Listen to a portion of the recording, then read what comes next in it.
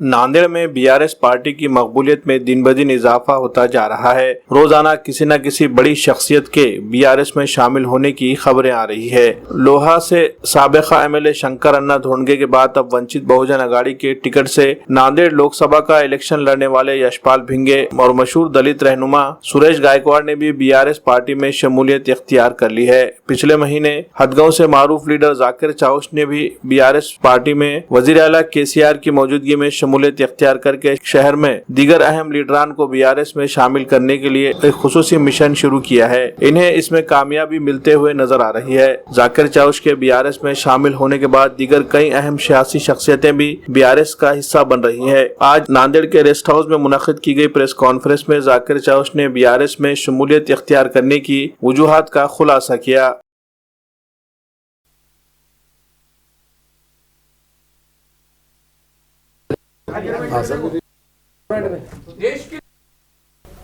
आज जो महाराष्ट्र में राजकारण चल रहा,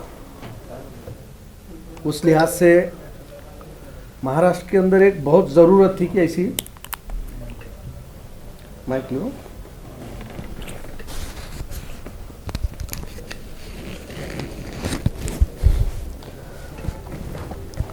आज जो महाराष्ट्र के अंदर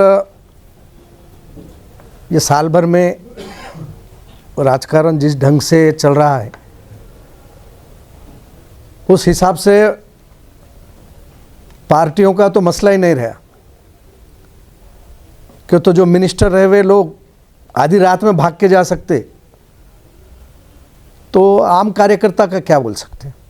उनसे प्रेरणा लिए क्या?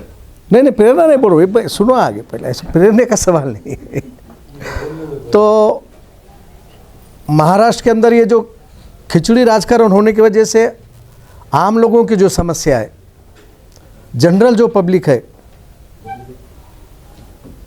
उनकी जो भी समस्या है, नेताओं को कोई लेन देन नहीं रहा। खाली टीवी पे आ जाके डिबेट, एक दूसरे के ऊपर चिक्कल फेंक, ना स्थानिक का आमदार तक पलट के कौन से कार्यकर्ता को बात करने के लिए तैयार नहीं। इसलिए महाराष्ट्र में ऐसी पार्टी की ज़रूरत थी, जैसा कि पहले हम भारी बहुजन महासंघ में हम पूरी टीम साथ में थी, दादा के नेतृत्व में हम पूरा महाराष्ट्र में काम करें। मैं होगा, नागनाथ गिस्सेवाड़ होगा, बीडी चौहान, बालाजी शिंदे, ऐसी बड़ी टीम थी।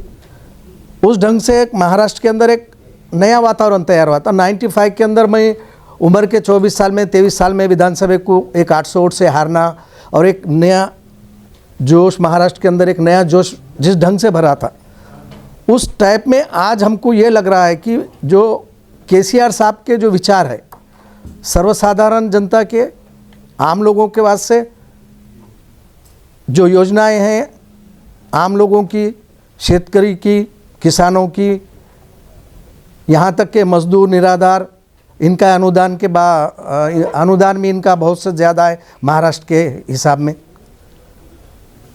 तो ये सब मुसलमानों के लिए भी शादी मुबारक, दूसरे कास्ट के लिए भी, तो हर जात के लिए उन्होंने, जैसा अभी दादा ने बोला कि महाराष्ट्र के अंदर या देश के अंदर जो जातीयवादी राजकारण चल रहा आज के पीरियड में, मुस्लिम, दलित, ओबीसी, एससी को बाजू में रखते हुए एक अलग से फ्रंट बनाने की जो कोशिश चल रही। अब कुछ बाबा लोग भी हिंदू राष्ट्र, ये जो मुहिम चल रही, उस मुहिम को रोकने के लिए केसीआर साहब के जैसे विचार ज़रूरी थे इस देश के अंदर। उन्होंने तेलंगाना का विकास किया, आप लोगों के सामने है, लेकिन तेलंगाना के साथ साथ में देश के अंदर उनके विचार, जो देश के अंदर उनके विचार जाना ज़रूरी थे।